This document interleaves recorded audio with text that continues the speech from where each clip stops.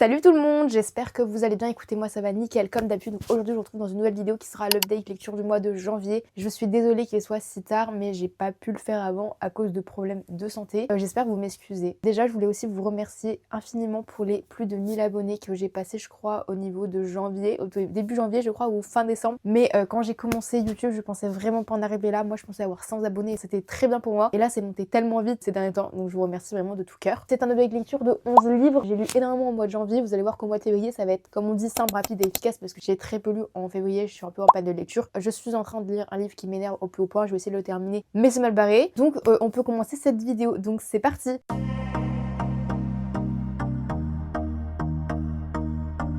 Pour ceux qui ne le savent pas, et vous ne le savez pas d'ailleurs parce que je n'en ai pas parlé sur mes réseaux encore, j'ai déjà filmé cette update lecture et je suis en train de le refilmer une deuxième fois. Cette fois-ci c'est pas un problème de perfection ou quoi que ce soit, c'est parce que quand j'ai enregistré ma vidéo mon micro ne fonctionnait pas. Je l'avais pas bien branché. Voilà, donc j'ai le seum parce que j'ai parlé énormément. Là je me suis dit que je vais essayer de faire un update lecture de 11 livres mais assez rapide, donc je vais pas faire de résumé sur les suites de saga, que quand c'est des tomes 1.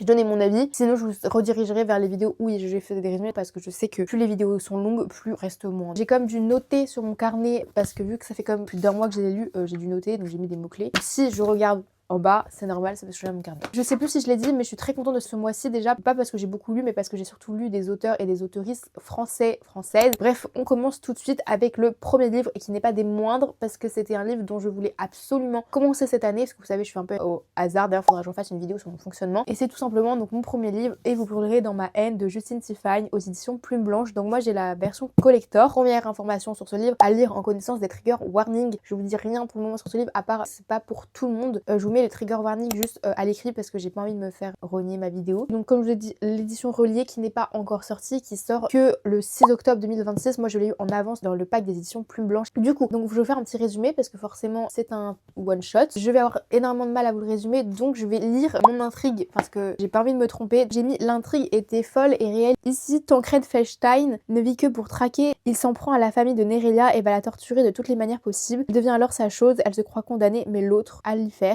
entend son appel et va lui apporter son aide et l'aide à se venger. Donc voilà pour le résumé, je vous ai fait un résumé très bref, mais en vrai c'est un livre très fort, très puissant, donc c'est un coup de cœur, donc mon premier livre de l'année et en plus c'est un coup de cœur, c'est plus que parfait. Donc Et vous brûlez dans ma haine, c'est une dark fantasy où il y a un female rage et surtout de la vengeance puisque Nerelia, notre protagoniste, on sent elle vit à travers sa vengeance, elle ne vit que pour sa vengeance. Ce livre c'est une atmosphère très sombre, très dark, vraiment c'est pas fait pour tout type de lecteur puisque ce livre c'est une horreur mais une réalité, ça montre clairement la vérité que certaines femmes vivent ou ont vécu. On n'est pas du tout épargné dans ce livre, ça nous prend aux tripes. Moi je sais que ce livre j'en suis pas ressortie indemne, ça m'a fait poser énormément de questions mais vraiment la plume de Justine Tiffany elle est incroyable du début à la fin comme dans sa première trilogie qu'elle a écrite qui est tout simplement Angélion. Donc si vous voulez lire celui-ci mais que pour le moment n'est pas disponible, lisez Angélion. Toute la trilogie est disponible, édition Plume Blanche et en plus elle sort en audio donc vous avez plus d'excuses. Pour vous revenir à la plume, elle est très engageante et on sent qu'elle exprime sa rage et on le ressent à travers sa plume parce que pour ceux qui ne sont pas d'accord, mais ça c'est un autre débat, la plume est politique et donc là on le ressent très fortement. Moi j'ai adoré qu'elle intègre ça dans l'imaginaire parce qu'on y suit aussi des sorcières, on ne ressort pas indemne et on ne ressort changé de ce livre. Donc voilà, je sais pas trop comment vous faire un meilleur résumé mais en tout cas c'est un super livre que j'ai adoré. Bon, je vous reprends rapidement parce qu'en fait j'étais en train d'écouter très rapidement mon avis du coup sur Et vous brûlez dans ma haine. Vous êtes posé très aléatoirement, excusez-moi, mais je vous reprends très rapidement. J'ai oublié de vous dire dans mon avis de Et vous brûlez dans ma haine que c'est une haine qui est très violente mais qui nous fait du bien. À la fin, on se sent bien. On a eu besoin de cette violence mais c'est une haine qui fait du bien à un moment donné. On y ressort, on est contente qu'il y ait eu cette haine et que cette vengeance ait existé. Deuxième livre du mois de janvier, c'était tout simplement Le Miroir d'Ambre de Philippe Pullman, donc c'est le tome 3 de À la croisée des mondes que moi, Les Royaumes de Nord, j'avais depuis des années à la maison parce que ma mère me l'avait acheté à l'époque où je lisais pas. Mais bref, c'est une trilogie. Je vais comme vous raconter l'anecdote. Vous savez les tickets là qui mettent parfois avec le prix, quand j'ai enlevé, ça a enlevé tout, du coup j'ai dû poser un autocollant, enfin j'ai dû poser ça pour pas que ça abîme plus. Génial. Bref, du coup pour revenir à ce livre, je vais pas vous faire un résumé, c'était un 3 étoiles, franchement c'est pas mon préféré, je sais que je voulais le lire, c'était pas la suite dont j'attendais vraiment, mais je voulais vraiment finir cette trilogie pour savoir le fin mot de l'histoire. Comme je vous ai dit, je suis pas allée en lisant ce livre en mode waouh j'ai trop hâte de savoir la suite. Pour moi c'est une trilogie un peu classique à avoir lu en tant que lecteur de fantasy ou d'imaginaire. Je pense que j'aurais vraiment préféré genre si j'avais 12-13 ans avec tout ce que j'ai lu, avec mon âge aussi, c'était très jeunesse et qu'il y avait forcément quelques façons de faire qui étaient trop simples, il manquait clairement d'approfondissement dans dans le monde parce que moi c'est vrai que j'ai fini sur ma fin à la fin du livre. Je me disais bah il manque des informations, on reste un peu dans le suspense et c'est dommage. Ensuite j'ai lu pas mal de suites et donc le troisième livre du mois de janvier c'était tout simplement Tiziri aux éditions Le Livre de Poche Jeunesse, donc Hachette de Alexia Delis. Alors là je suis très déçue de vous, pourquoi vous m'avez pas conseillé plus cette auteurice parce qu'elle est juste incroyable, j'adore sa plume. En plus regardez c'est un magnifique objet livre, d'ailleurs je l'avais pas de base, je l'avais lu en e-book, du coup je l'ai acheté. Pour mon avis c'était un 4 étoiles, très franchement j'avais énormément d'attentes, ça a répondu à mes attentes, ça y a aucun problème sur ça, mais c'est juste que j'ai préféré le tome 1. Mais je trouve qu'on y découvre beaucoup plus de choses, les personnages ils ont évolué, on y découvre beaucoup plus aussi sur Kael. C'est vrai que j'étais restée un peu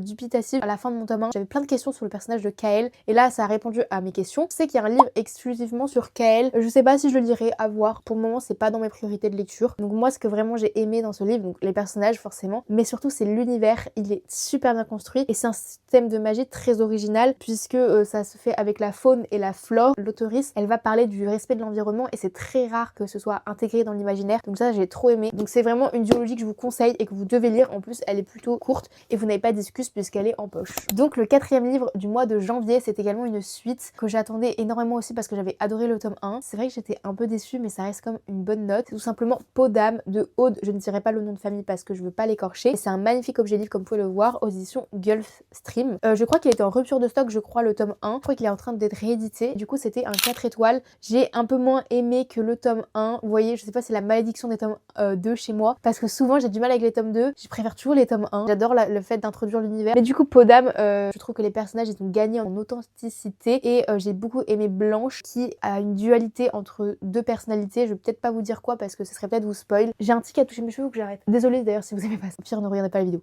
Mais vraiment j'ai beaucoup aimé l'évolution des personnages, on en découvre beaucoup plus. Je crois qu'on a plusieurs points de vue cette fois-ci qui m'a un peu perturbée. Mais c'est vrai que j'ai eu un peu de mal avec le récit. Je me rappelle que je l'ai un peu lu sans comprendre mais à la fois j'étais à fond dans l'histoire, genre j'étais hyper addict à l'histoire. Je sais pas si c'est parce que j'ai eu des problèmes de concentration parce que c'est une période qui est assez compliquée pour moi en janvier, d'où le fait que j'étais aussi inactive sur les réseaux. En cinquième lecture du mois de janvier et malheureusement ça a été une déception, c'est tout simplement Écho d'humanité de Yoann Dubos, édition Plume Blanche. Vous allez voir qu'il y a beaucoup d'éditions Plume Blanche au mois de janvier. Pas faire de résumé parce que je pourrais même pas vous résumer le livre. C'était un DNF donc je ne l'ai tout simplement pas noté. Il reste même le marque-page dedans mais je l'ai compté comme une lecture parce qu'en soi j'ai lu 267 pages, donc j'ai lu plus de la moitié. Je l'ai arrêté parce que clairement je me forçais et je ne comprenais rien à l'histoire. C'est-à-dire que moi je suis la team des lectrices qui lit les synopsis, donc la 4e de couverture, ça m'aide à comprendre le livre et moi j'achète plutôt mon livre au résumé et pas forcément à la couverture. Du coup là le synopsis je l'ai lu parce que ça m'aide. Quand j'ai lu il y a peut-être 2% qui commence par le synopsis et après ça part sur totalement une autre intrigue et je crois que ça m'a perdu totalement. Je sais pas, je comprenais rien, je lisais sans comprendre, sachant que je DNF très peu mes livres mais là c'était vraiment plus possible. Je comprenais rien à ma lecture, ça servait à rien quoi, je lisais, je tournais les pages, je savais même pas ce que je lisais, j'avais même pas retenu ce que j'avais lu sur la page d'avant, donc j'ai préféré faire le choix de le DNF. En plus c'est vraiment un livre, j'ai fait l'effort d'essayer d'apprécier, ça n'a malheureusement pas fonctionné pour moi. Ma 6e lecture du mois de janvier, c'est L'Assassin Royal de Robin Hobb aux éditions J'ai lu, donc moi je l'ai en édition poche. C'est une énorme saga, mais écoutez, je me lance dedans en 2026. Je sais pas si j'arriverai à vous faire un résumé parce que c'est assez compliqué. Il suit du coup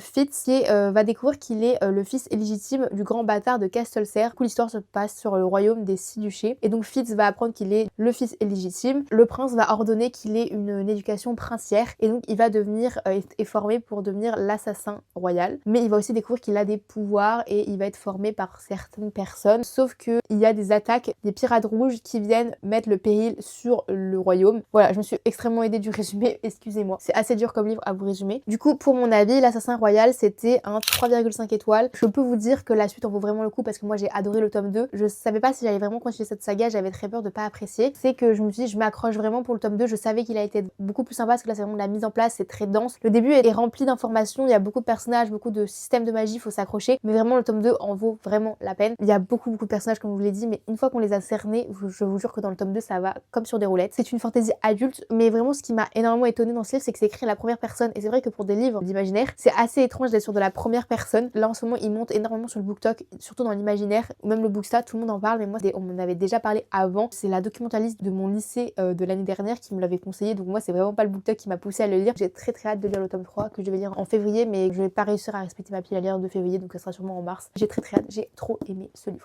Pas du coup le tome 1 mais le tome 2 surtout. Il est défoncé, je sais pas si c'est moi qui l'ai défoncé mais je pense, parce que je l'ai pas acheté comme ça. 7e lecture du mois de janvier, c'était La passeuse de mots de Alric et Jennifer Twice, le tome 3 aux éditions Hachette. Encore une fois de plus, c'était une suite que j'avais tellement hâte de lire et franchement 0 zéro regret. Mon avis du coup c'était un 4,75 étoiles, je l'ai adoré. Je sais pas si c'est mon préféré de la saga, mais je crois qu'ils sont un peu tous égaux. La plume de Alberic et Jennifer Twice est restée aussi longtemps dans ma palle. Il me reste le tome 4 à lire parce qu'après la suite n'est pas encore sortie. Ce livre, Pépitas, c'était vraiment un réel plaisir de retrouver le groupe. Je peux pas vous dire qui parce que sinon ça serait peut-être tout spoil. Vraiment c'était un livre qui était plus qu'addictif parce que 700 pages, une bricasse, je les ai pas vu passer.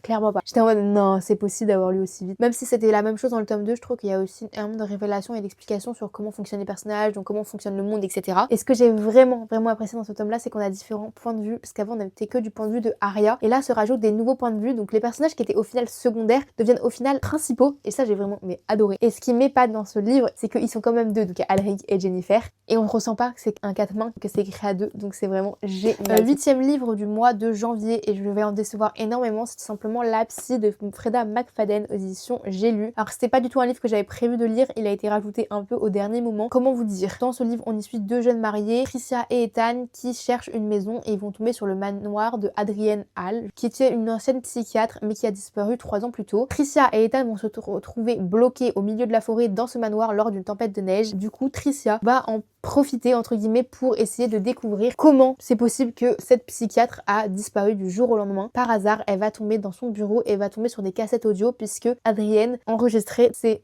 consultations et donc elle va les écouter pour essayer de comprendre qu'est-ce qui se cache derrière cette véritable disparition. C'est un thriller psychologique. Comme je vous dis, c'est une énorme déception puisque c'était un 2,5 étoiles. Je n'ai vraiment pas aimé, j'ai clairement préféré la trilogie qu'elle a écrit, La femme de ménage. Je sais que c'est assez controversé parce que tout le monde préfère celui-ci ou les autres livres qu'elle a écrits. Est-ce que le film de La femme de ménage en vaut le coup? Je trouvais que c'était très prévisible comme livre, même si je trouvais que ça partait dans absolument tous les sens. Il y avait plus de logique, genre c'était ça, je comprenais plus rien à la fin. Plein de choses qui ne faisaient pas sens, mais ça restait comme un livre très addictif. Donc c'est assez bizarre dit comme ça, mais heureusement parce que sinon je pense que j'aurais pas réussi à le terminer. 9e lecture du mois de janvier, c'était tout simplement Hésitation de Stéphanie Meyer, audition le livre de poche jeunesse. Donc c'est le tome 3 de la saga Twilight. Pour être très honnête avec vous, le tome 3 c'était la dernière chose de la saga parce que j'avais eu énormément de mal avec le tome 1 et 2. Je me dis bon, je lis le tome 3, si ça passe, je lis la suite, si ça passe pas, je ne lirai pas la suite. Il s'avère que c'est passé puisque c'était un 3,5 étoiles, c'est mon préféré de la saga. J'ai lu le tome 4 à l'heure actuelle et je pense que c'est celui-ci qui m'a mis en panne de lecture en février, mais c'est pas grave. Donc je fais comme lire le tome 5 pour savoir le fin mot de l'histoire. On passe plutôt à l'avis sur Hésitation. Je trouve qu'on en apprend beaucoup plus sur la meute de loup-garou et ça c'était très appréciable, donc sur Jacob. Et enfin, mais enfin, parce qu'on nous promet depuis le tome 1, il y a un véritable triangle amoureux, donc ça c'était vraiment cool. Je pense qu'il m'a aidé aussi à apprécier, c'est qu'il y a une sorte de enquête parce qu'il y a des meurtres qui sévit la ville de Seattle et j'ai trouvé les personnages un peu moins cringe par rapport aux autres. Enfin, ça reste un vieux livre qui a été écrit il y a 20 ans et ça se ressent par la façon de faire ou de dire les choses. En vrai, j'ai laissé passer parce que je me dis c'est normal, ça fait 20 ans, on n'a plus les mêmes façons de penser ou de faire. Donc voilà, donc en vrai, cette saga, je pense ça va être très mitigé sur mon avis. 10e lecture du mois de janvier et là vous allez être très étonnée de ma part puisque c'est une très bonne lecture, sachant que c'est de la romance, c'est tout simplement The Strawberry Patch Pancake House de Laurie Gilmore, le tome 4 de la saga Dream Harbor. Donc là je l'ai en VO, il sort bientôt en français, en plus il est magnifique avec des jaspages et tout, édition collection étage. Il y a mon chien qui vient. Du coup, comme je vous disais, moi j'essaye de lire un livre en VO par mois pour essayer de lire un peu en VO, même si j'aimerais bien lire plus en VO. Mais j'avoue que en ce moment j'ai tellement de livres dans ma palle de français que je me permets pas trop de le faire. Je vais vous faire un petit résumé parce que c'est possible de vous en faire un vu que c'est en soi des suites, mais sans vraiment être des suites. On y suit Archer et Iris. Archer revient dans la ville de Dream Harbor avec sa fille qui est tout simplement Olive. Il va du coup arriver en tant que chef. Il y a des pancakes qui sont à la fraise. Il va essayer de le faire à sa manière parce que c'est un chef français. Sauf que en fait, les habitants de Dream Harbor, ils ont vraiment leur recette favorite, la recette industrielle là qui est déjà toute faite, donc ça c'est plutôt drôle. Et du coup on y suit Iris qui elle n'arrive pas à avoir un job fixe et là elle va apprendre que Archer cherche une nanny pour sa fille Olive. Elle se dit qu'elle est pas faite pour ça, elle a besoin d'un logement et elle serait logée du coup chez Archer si elle accepte ce job, que bah elle y va. Est-ce que vraiment les relations vont rester professionnelles? Je ne pense pas. Vous en doutez bien, c'est une romance. Pour mon avis, 4,25 étoiles, c'est je crois mon préféré de la saga Dream Harbor. Même si c'est allé crescendo à part de Cinnamon Bun Bookstore que j'ai vraiment pas aimé, mais c'était trop de scènes explicites. Ici, il y a des scènes explicites, mais en vrai, ça va, on peut les passer. Du coup, on a la trope Small Town, donc moi je l'adore. Tout le monde connaît tout le monde. Le plus de ce livre, c'est qu'il y a un single dad et du coup, il y a une petite fille et moi j'adore les enfants dans les livres. C'est aussi pour ça que je pense que c'est une si bonne note parce que moi j'avais adoré Things We Never Got Over de Lucy Score et j'avais apprécié, mais sans plus, je sais plus lequel c'est, de Elsie Silver de la saga Chestnut Spring, je crois. J'aime trop quand il y a des enfants, donc si vous avez des recos avec des enfants dans les livres, dites-le moi parce que je vais les lire du coup parce que j'aime trop ça. Parce qu'une petite romance par-ci par-là, c'est pas mal quand même. des fois. Et dernier livre du mois de janvier, le 11e livre, qui n'est pas des moindres parce que beaucoup de gens ont des réticences. C'est tout simplement Elles se marièrent de Pascaline Nolo aux éditions Plume Blanche. Encore un peu plus. Vous voyez, c'est un livre très court, donc vraiment moi je vous conseille parce qu'on y parle quand même d'un sujet assez lourd qui est le mariage forcé. Mais je vous promets que c'est un livre où c'est très bien apporté. Pour un petit résumé, on y suit deux personnages. On y suit tout d'abord Brune qui elle